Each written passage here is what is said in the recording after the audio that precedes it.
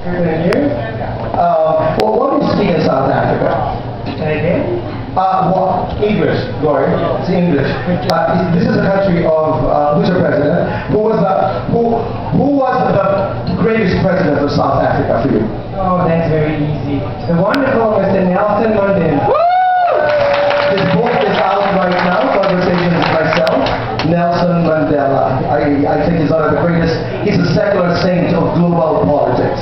You do makeup in life. Yes. That's right. What do you think of men? Men who go out with makeup. There are two ways of looking at them. Some people say, he is gay, but he is in. He's not out. He's in the closet. Do you think not real? That's not fair. Do you think straight men can actually wear makeup without losing their masculinity? I think masculinity is sometimes predefined by society.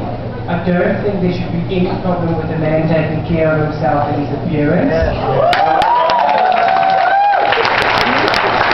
At the end of the day, it's all about self-confidence. Self-confidence comes mostly from the inside, but there is nothing wrong with taking care of yourself on the outside for exterior appearance. Let's talk stereotypes. Here's the question. This is South Africa. What is your stand on same-sex marriage?